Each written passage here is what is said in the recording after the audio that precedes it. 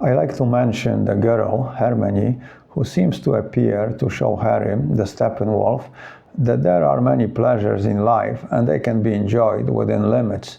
She represents the inner, feminine, even child spirit, probably the author himself, thus Hermann from Hermann Hesse, and she is trying to guide Harry. She is a taste of what good company can be and do. Maybe Harry never had it before, or had it a long time ago in childhood, when we live in the present and don't overanalyze. But unfortunately now, he can only handle it for a short time. Maybe like the real Steppenwolf, he can only handle company, society, during the mating season. And this wonderful friend had talked to me of the saints and shown me that even when I had outdone myself in absurdity, I was not alone. I was not an incomprehensible and ailing exception. There were people akin to me. I was understood. This is the occasional experience that gives us hope and makes life, all the suffering and pain, worth it. Hermann is a bit of psychologist, getting Harry to talk, and then analyzes the meaning of what he says. She's a bit eccentric, like the Steppenwolf, but at the same time seems to have some control over her own inner struggle. On the other hand, Hermann also symbolizes the middle-class bourgeois side, the society that must be killed before it kills the Steppenwolf inside Harry. She and her friend Pablo are selling pleasure, but what is the price? Probably Steppenwolf's soul, his identity, and that's the dilemma for Harry, realizing what does he really want, how far he is willing to go, and what sacrifices to make to stay alive. Most intellectuals and most artists belong to the same type. Only the strongest of them force their way through the atmosphere of the bourgeois earth and attain to the cosmic. The others all resign themselves or make compromises. Despising the bourgeois and yet belonging to it, they add to its strength and glory, for in the last resort they have to share their beliefs in order to live. That's why Hesse uses Goethe and Mozart, a great philosopher and a great artist, as two further forces trying to guide the Steppenwolf.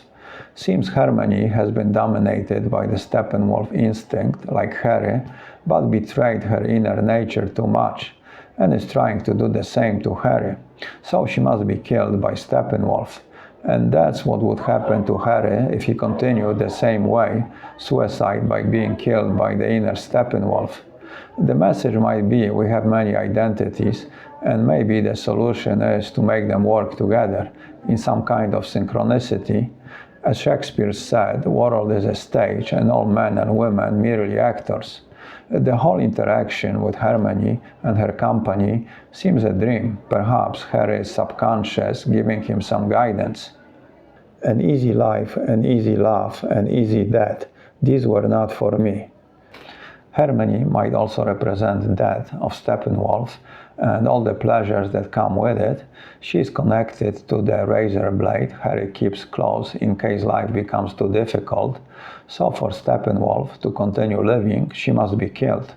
As I mentioned before, Hermann Hesse was a dedicated pacifist, and he brings his anti-war sentiments into Steppenwolf, but he describes war as an ignorant solution to the real problem of overpopulation. Maybe it is nature's way, one of it, to do it by installing in us the violent instinct and need to use it to solve problems. Hesse was a great believer in nature as the ultimate problem solver, and maybe in some way he accepted war as nature stepping in where we come short, because war can be blamed on our violent nature. Gustav smiled. Yes, there are indeed too many men in the world. In earlier days it wasn't so noticeable, but now that everyone wants air to breathe and a car to drive as well, one does notice it. Of course, what we are doing isn't rational. It is childishness, just as war is childishness on a gigantic scale. In time, mankind will learn to keep its numbers in check by rational means. Meanwhile, we are meeting an intolerable situation in a rather irrational way. However, the principle is correct. We eliminate. Hesse probably saw man encroaching on nature, and the reason was overpopulation. Looking at the world today, we can conclude that rapidly growing population is probably responsible for many problems we face: wars, mass migration, people competing for limited resources, and having increasingly higher expectations. Morality in war is only used as a disguise and means to the objective of destroying.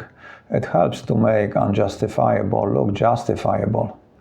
To sum it up, Steppenwolf is a confusing and depressing adventure, but it offers some hope to understand and reconcile our inner contradictions, to overcome the existential crisis, to be able to continue through the second part of our life's journey, to affirm the midpoint is the midpoint, not the end. It is not only existential crisis poetically described, but it is existential crisis as a poem, a beautiful tragic poem, because life is beautiful and tragic.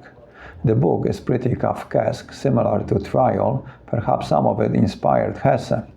Steppenwolf is about existential crisis facing individuals that became a serious problem in the 20th century.